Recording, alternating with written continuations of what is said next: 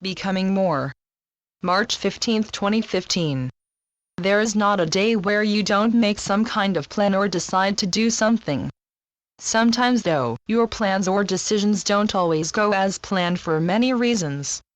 You may not always get to know all the reasons why, but if you take the time to rethink what happened, you will come to at least one or two possible reasons for your plans or decisions not working out. Many dear souls unfortunately define any possible success too narrowly.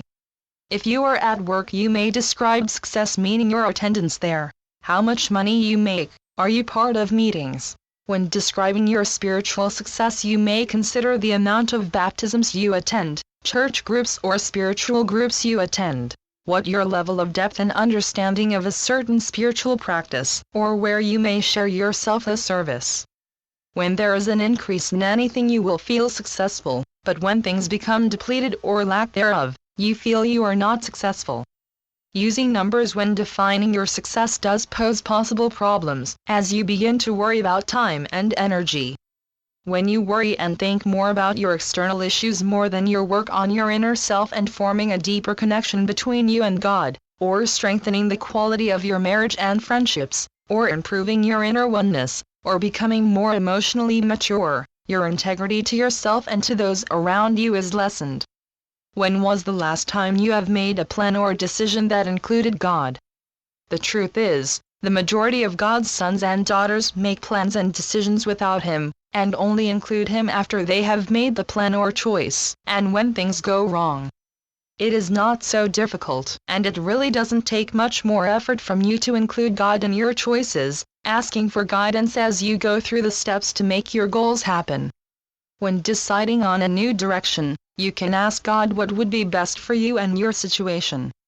When formulating a new plan or goal, you can ask God to help discover methods and ways that will strengthen both your strengths and weaknesses, and where your actions are thoughtful and creative. God will provide you with answers. He doesn't speak with a very loud voice, He comes through quietly and speaks through your heart. So for you to hear Him, you need to make sure the clutter in your mind has been quieted. If your mind is too busy and you are too distracted, chances are, dear ones, you will not hear what His guidance or direction is telling you. One of the biggest challenges for many dear souls when it comes to committing and dedicating themselves to their plans and decisions, is fear of the unknown.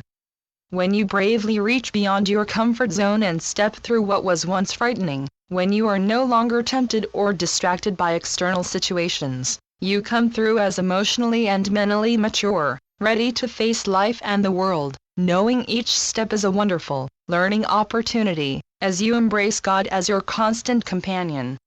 When you are one with God, you are also one with everyone else, because where you see another dear soul, you are also seeing God, for He is in each of you. When you limit yourself, you are basically denying yourself from becoming more.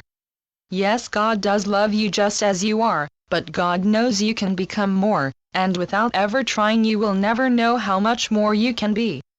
Do you often define your success too narrowly? Do you often make your plans or decisions without including God? What are your greatest distractions and what can you do to overcome them? Isn't now the perfect time to figure out who you are and what it is you want from life? Becoming better acquainted with your inner person puts you in contact with God's never-ending light and infinite love. You are not being weak when you include God's presence in more parts of your life. What you are doing, dear ones, is sharing His love wherever you go. I am Melchizedek through Julie Miller. spiritualnetworks.com